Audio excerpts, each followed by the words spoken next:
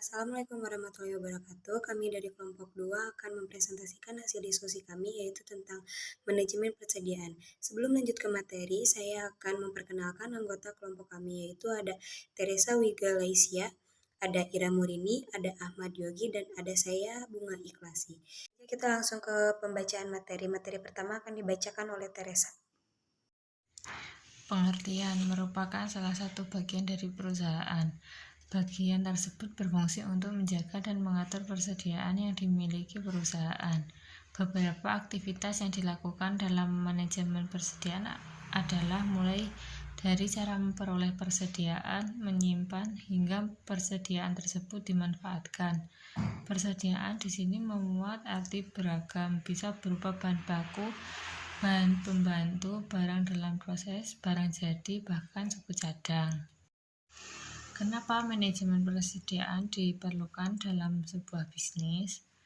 Persediaan merupakan aset perusahaan yang nganggur, atau lebih mudahnya yaitu aset yang disimpan dan menunggu untuk digunakan atau dijual. Contoh dari persediaan ini adalah persediaan barang dagang apabila perusahaan dagang, dan pada perusahaan manufaktur ini akan lebih luas lagi seperti material atau bahan baku. Barang jadi dan barang setengah jadi. Untuk mengatur persediaan dagang ini bisa dikatakan susah-susah gampang. Jika persediaan yang ada jumlahnya berlebihan, maka persediaan tentu menimbulkan pengeluaran yang tinggi. Karena itu, setiap barang yang disimpan pasti membutuhkan biaya yang tidak sedikit. Namun, jika persediaan yang tersedia kurang, maka menghambat kegiatan produksi dan akhirnya menyebabkan kehilangan konsumen dan penjualan. Adanya ketidakpastian terhadap waktu pemesanan, pasokan dari supplier, hingga ketidakjelasan permintaan ini semua perlu diatur agar tidak timbul dalam sebuah perusahaan. Karena diperlukan manajemen persediaan agar semua dapat dikendalikan. Fungsi mengantisipasi kekurangan persediaan, yaitu untuk berjaga-jaga jika seumpama persediaan datang terlambat dan akan berpotensi mengganggu proses produksi. Yang kedua, mengantisipasi pesanan persediaan ternyata tidak sesuai dengan kebutuhan, yaitu perusahaan selalu harus memastikan pesanan persediaan yang diterima apakah sudah sesuai yang dibutuhkan untuk proses produksi. Yang ketiga, berjaga-jaga jika persediaan yang dibutuhkan ternyata tidak ada di pasaran. Mengantisipasi jikalau bahan yang bisa digunakan untuk ditemukan di pasaran bisa karena stok habis atau hal lain. Yang keempat, menjamin lancarnya proses produksi. Dilakukan supaya tetap bisa meraih keuntungan dan menyediakan kebutuhan bagi konsumen. Oleh karena itu, inventory manajemen ini sangat penting demi menjaga ketersediaan persediaan supaya tetap bisa produksi. Tujuan manajemen persediaan. Yang pertama, memastikan persediaan tersedia. Yang kedua, mengurangi risiko keterlambatan dalam pengiriman persediaan, serta risiko harga yang fluktuatif. Yang ketiga, memperoleh diskon dari pesanan dalam jumlah yang banyak. Yang keempat, menyesuaikan pembeli dengan jadwal produksi. Yang kelima, mengantisipasi perubahan yang terjadi pada penawaran maupun permintaan. Yang keenam, mengantisipasi permintaan mendadak. Yang ketujuh, menjaga jumlah persediaan yang hanya tersedia musiman, sehingga ketika barang sedang tidak musim, perusahaan masih memiliki persediaan. Yang delapan, mengawasi persediaan yang tidak sesuai dengan spesifikasi, bisa dikembalikan ke supplier jika tidak cocok. Yang kesembilan, menjaga komitmen terhadap customer agar barang bisa diproduksi dengan waktu dan kualitas yang diminta. 10. menentukan kualitas persediaan yang harus disimpan untuk berjaga-jaga. Faktor yang mempengaruhi manajemen persediaan.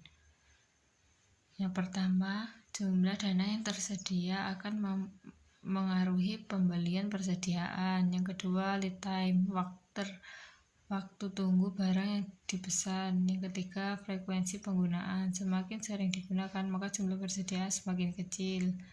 Yang keempat, daya persediaan. Persediaan dengan daya tahan pendek seperti buah dan sayur harus segera dijual. Yang kelima, bencana. Persediaan juga dipengaruhi dengan bencana, misalnya bencana alam, wabah, atau bencana yang disebabkan oleh manusia seperti kebakaran. Yang keenam, tingkat penawaran dan juga tingkat permintaan. Pendekatan manajemen persediaan. 1. Metode EOQ, Economic Order Quality, merupakan metode pengelolaan persediaan dengan cara membeli persediaan sesuai dengan pesanan yang diterima. Misalnya perusahaan mendapatkan pesanan, sudah ditentukan oleh pemesan beberapa jumlah pesanan, spesifikasi, serta waktu kapan harus selesai. Dengan begitu perusahaan akan memperhitungkan berbagai hal termasuk tentang beberapa kebutuhan bahan, spesifikasi, serta berapa harga bahan baku untuk memenuhi pesanan tersebut. Jadi nanti sudah jelas berapa kebutuhan dan nominalnya, tidak akan sampai terjadi bahan sisa alias pas. 2. Metode MRP, Material Requirement Planning, dikenal dengan metode perencanaan kebutuhan material, merupakan metode pengendalian serta perencanaan persediaan untuk menjamin bahan baku selalu tersedia, selain untuk menjaga upaya bahan baku tetap ada untuk digunakan. Metode ini pun berguna untuk memastikan persediaan berjumlah sedikit. 3. Metode JIT, Just in Time. Metode ini mempunyai istilah yaitu metode tepat waktu, memungkinkan perusahaan sebisa mungkin dibuat tidak menyetok atau memiliki persediaan, sehingga perusahaan diusahakan memiliki persediaan nol atau mendekati nol. Hal ini karena jika posisi perusahaan seperti itu, biaya persediaan juga tidak akan dikeluarkan. 4. Metode analisa ABCD. Dalam metode ini dilakukan penggolongan persediaan di mana dasar penggolongan tersebut adalah nilai serta persediaan yang dimaksud dengan nilai di sini adalah nilai total dari persediaan, bukan harga persediaan per unit. Setiap item persediaan akan diberikan label sesuai kelasnya masing-masing. Ini dilakukan karena setiap item persediaan diperlakukan berbeda. 5. Metode periodic review. Dalam metode ini merupakan dilakukan pemesanan persediaan bahan dalam jarak waktu yang sama, jadwal barang yang sudah terjadwal secara rutin. Jadi manajer keuangan dapat memperkirakan beberapa pengeluaran untuk pembelian bahan baku tersebut. Metode ini punya keunggulan tersendiri, salah satunya mempunyai meredam fluktuasi permintaan kebutuhan bahan baku. Metode ini juga sangat mudah dilakukan karena tidak perlu melewati proses administrasi yang panjang. Jenis-jenis biaya persediaan. Biaya persediaan adalah biaya yang muncul akibat adanya pengadaan persediaan penyimpanan sehingga persediaan tersebut keluar, dijual, atau digunakan perusahaan. Biaya persediaan ini sifatnya tidak boleh dianggap sepele mengingat jumlahnya bisa sangat besar apabila tidak dikelola dengan baik. Pada umumnya, biaya persediaan ini memiliki 4 kategori yang masing-masing memiliki tugas yang berbeda, di antaranya 1. Biaya pemesanan, cost order. 2. Biaya penyimpanan, carrying cost. 3. Biaya persiapan, setup cost. 4. Biaya kehabisan, stock cost. Cara menentukan biaya persediaan. Metode FIFO, first in first out. Pada metode first in first out ini, barang pertama kali dibeli adalah barang yang pertama kali dijual. Karena metode ini sesuai dengan arus biaya yang aktual. Metode ini juga menyesuaikan persediaan barang yang akan dikeluarkan tentunya akan sesuai dengan kegiatan produksi yang nilainya kurang lebih sama dengan harga yang pertama kali masuk. Karenanya persediaan barang akhir akan sesuai dengan harga atau dengan urutan. Metode LIFO, last in first out. Pada metode last in first out, LIFO ini adalah sebuah metode perencanaan persediaan untuk mencatat persediaan yang terakhir dibeli akan dijual terlebih dahulu, sedangkan persediaan yang pertama kali dibeli akan dikeluarkan di kemudian hari.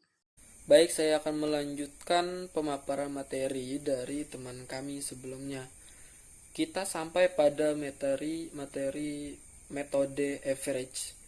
Metode average ini merupakan metode yang biasa digunakan untuk melakukan perhitungan biaya per unit persediaan dengan cara rata-rata yang tertimbang.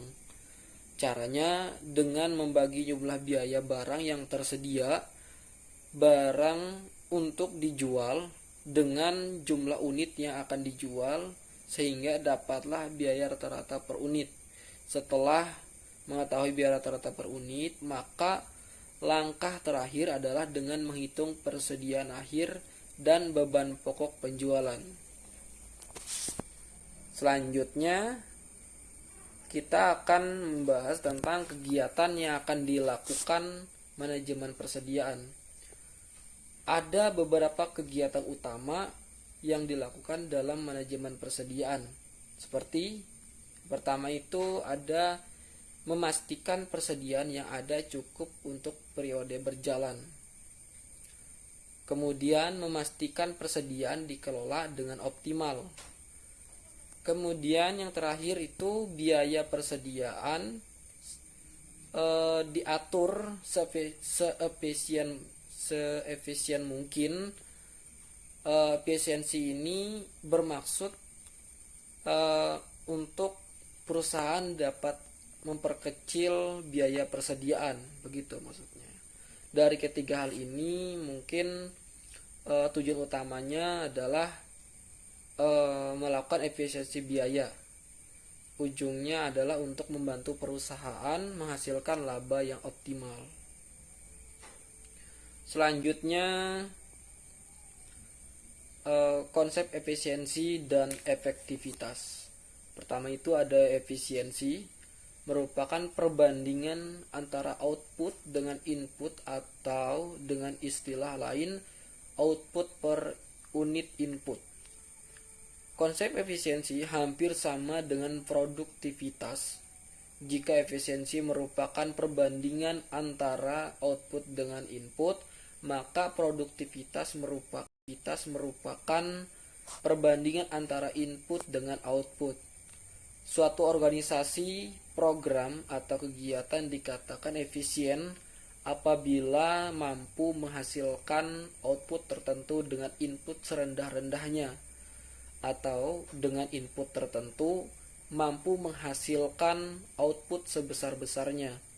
Efisiensi berarti pembelanjaan anggaran secara cermat.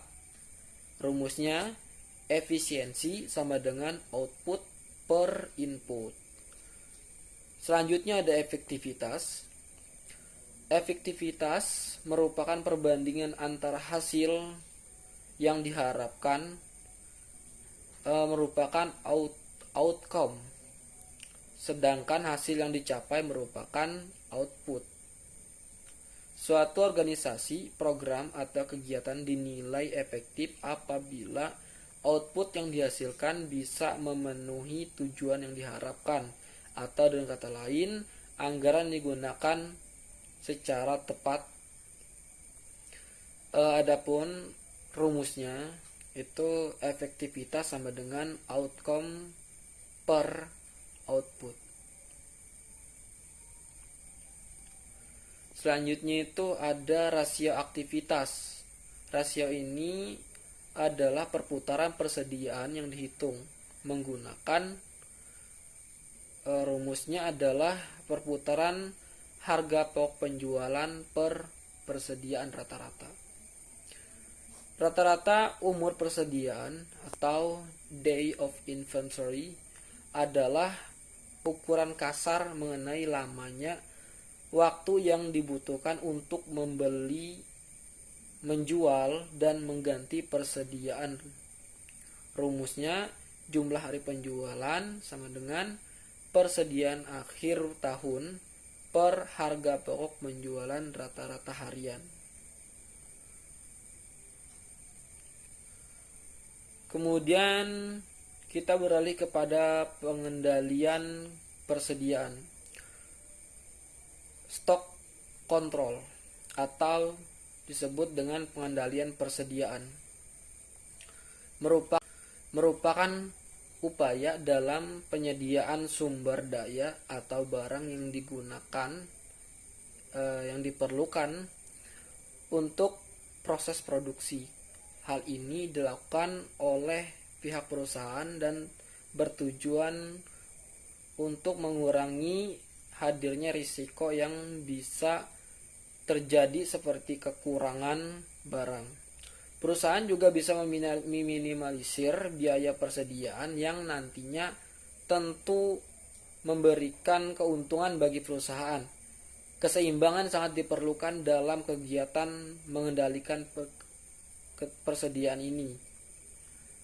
Apabila persediaan di dalam gudang terlebih atau overstock, maka akan terjadi peningkatan pada berbagai beban biaya untuk menyimpan dan menjaga barang-barang di dalam gudang.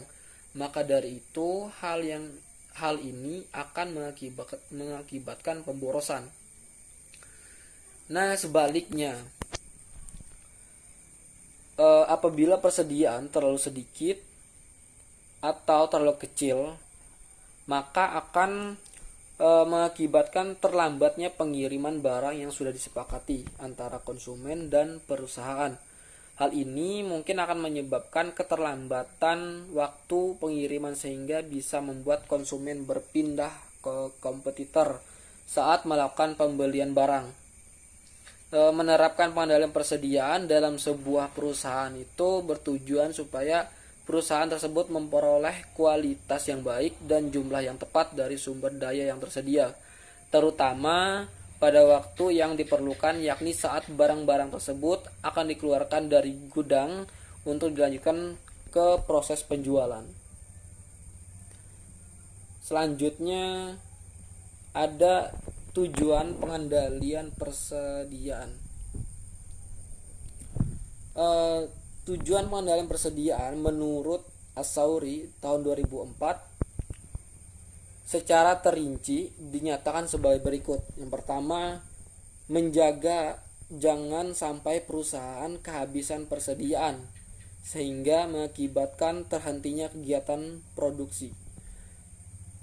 Kedua, menjaga agar pembentukan persediaan oleh perusahaan tidak terlalu besar atau berlebihan sehingga biaya-biaya yang timbul dari persediaan tidak terlalu besar. Ketiga, menjaga agar pembelian kecil-kecilan dapat dihindari karena ini akan memperbesar biaya pemesanan. Dari keterangan tersebut dapat dikatakan bahwa tujuan dari pengendalian persediaan adalah memperoleh kualitas dan jumlah yang tepat dari bahan-bahan barang yang tersedia pada waktu yang dibutuhkan dengan biaya-biaya yang minimum untuk keuntungan atau kepentingan perusahaan. Dengan kata lain, pengendalian persediaan menjamin terdapatnya persediaan pada tingkat yang optimal agar produksi dapat berjalan dengan lancar dan biaya persediaan adalah minimal. Selanjutnya akan dilanjutkan oleh teman kelompok kami. Penggolongan persediaan. 1. Persediaan bahan baku.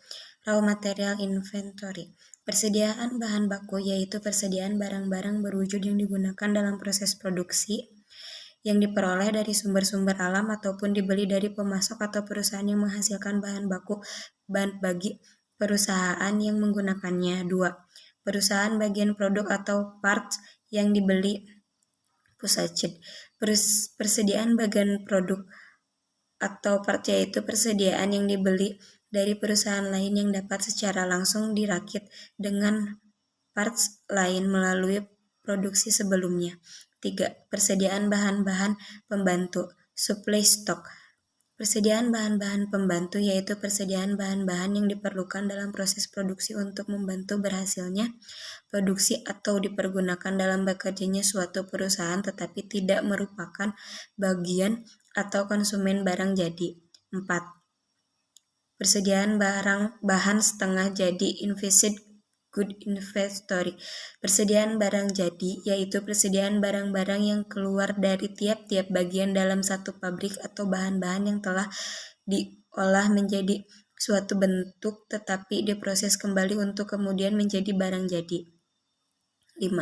Persediaan barang jadi. Finished good inventory. Persediaan barang jadi yaitu persediaan barang-barang yang telah selesai diperoleh atau diolah dalam pabrik dan siap untuk dijual pada pelanggan atau perusahaan lain. Metode pengendalian persediaan. 1. Continuous review method. Continuous review method adalah metode dalam posisi sumber daya atau barang-barang yang tersedia di gudang dianggap memiliki jumlah yang sama dengan posisi persediaan yang ada di dalam sistematik deterministik. Sistem ini merupakan sistem dengan demand atau permintaan terhadap barang sudah diketahui dengan pasti. Cara menganggap posisi barang di gudang sama dengan di sistem deterministik adalah dengan menambahkan persediaan safety stock, persediaan pengaman, yang sedikit. 2. Periodic review method. Metode ini memiliki jarak waktu yang tetap antara dua pesanan. Persediaan pengaman atau safety stock sangat diperlukan. Mengapa? Saat sebuah perusahaan menggunakan metode ini dalam mengendalikan persediaan, maka akan kemungkinan habisnya persediaan sebelum masa periode pemesanan yang akan dilakukan. Lalu apa fungsi dari safety stock? Nah, safety stock berguna untuk mengatasi fluktuasi permintaan selama terjadinya proses lead time. Parameter yang digunakan dalam perhitungan pengendalian persediaan. 1. Jumlah toko. 2. Waktu yang digunakan untuk mengirim barang ke toko. 3. Waktu yang digunakan untuk mengirim barang ke toko gudang. 4. Kapasitas produk. 5. Kapasitas gudang. 6. Kapasitas toko. 7. Kemungkinan pelanggan menunggu. 8. Biaya untuk pengiriman spesial. 9. Biaya penyimpanan gudang. 10. Biaya penyimpanan toko. 11. Permintaan rata-rata. 12. Biaya kekurangan barang. Parameter-parameter tersebut harus diisi dengan data yang benar agar diperoleh solusi yang tepat dan dapat mengatasi masalah. Dengan demikian, perusahaan dapat memberikan pelayanan ke konsumen yang lebih baik, menyediakan barang yang diminta pelanggan, dan tidak menumpuk barang terlalu banyak di gudang.